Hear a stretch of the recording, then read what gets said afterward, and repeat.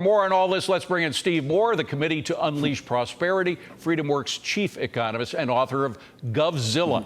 Love the title of that book. Steve, great to see you. Thank you for being here. So Americans, the problem with America is not Bidenomics. It's Americans themselves who have this disconnect between the reality of what Biden sees as the goodness of Bidenomics and the reality that they see. But it ain't working. The numbers, 78% think the economy's only fair or poor. 89% are still concerned about inflation. Who's right?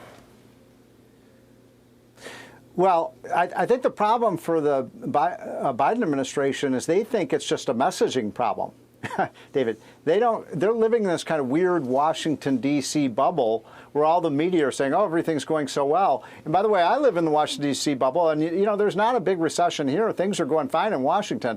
It's when you get out into Main Street America that people aren't feeling the love, David. And I know that because I travel a lot, and people, you know, they're angry about what's happening with their own personal finances. And, you know, look, the fact is that despite the fact that the inflation numbers have come down, people are still a lot poorer than they were 2 years ago, David. We don't know exactly, but about $2,000 to $3,000 per family, they're poor. The other thing I wanted to mention is when you look at the nation's finances right now, I mean, you don't have to be an economist. You don't have to be a business expert to realize what we're doing is catastrophically wrong. And I think Americans get it. They look at these numbers and see $2 trillion, and that's such a huge number, it's almost incomprehensible. But people can't understand how we're going to get out of this. And by the way, David, what's the Biden plan for getting out of this? More of the same.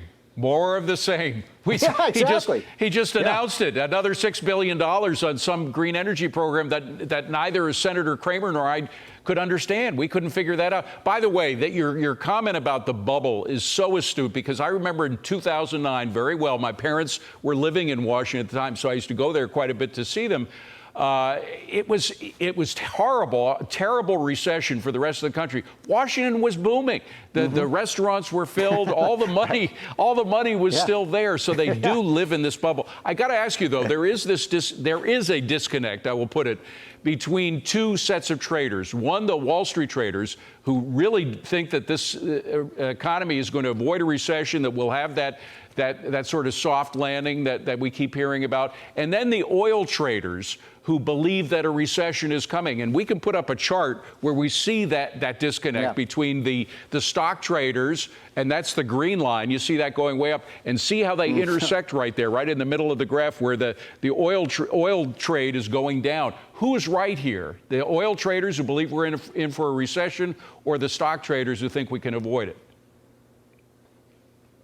I've always been very hesitant to predict a recession. I was not one of the economists at the beginning of this year that predicted a recession. Look, it's always a bad thing, David. You and I have been in this business a long time to underestimate the resiliency of our economy, right? I mean, even when Washington throws everything they have at it, as Biden has, higher taxes, more regulation, shutting off energy, somehow our businesses find a way to soldier through. And it's amazing, and it's really impressive. So I'm not going to say we're headed to recession. I don't want a recession. I want to see America do as well as possible. I'm just wondering where the growth is going to come from in this environment. And let's not forget what Biden is putting on the table.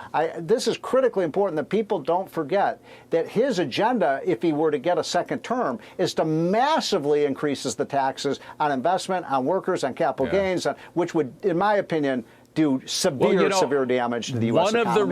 One of the reasons why you can't sell America short is because we are a republic. We're a republic with 50 separate states, each one of which have their own economic system, their own little economic policy. Well, you pointed out earlier this week, comparing California to Florida, that in fact there's this huge difference in the amount of taxes that people pay per capita. And of course, the top four states, New York, New Jersey, Connecticut, and California, the highest paying states are all Democrat run. So people are leaving. People are going to Florida. You have this massive exodus. Wall Street itself might pull out their stakes and move en masse either to Florida or Texas, right?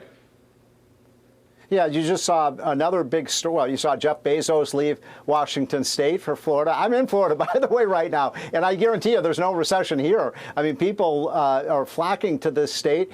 You've seen, major people like Carl Icahn and others moving to Florida. So I think you put your finger on it. Really, right now, the United States is two countries, and the real question on the ballot in 2024 is: do you want America to look like Florida, or do you want it to look like Bingo. New York and California, Bingo. which in my opinion are disaster areas? Something that Governor DeSantis should have said over and over, and I don't think he did it enough, and I think his polls... Well, he's got one more shot at it, He's got David. one more shot, but so far he still hasn't got it yet. All right. Steve, great to see you. Thank you so much for being here. Appreciate it.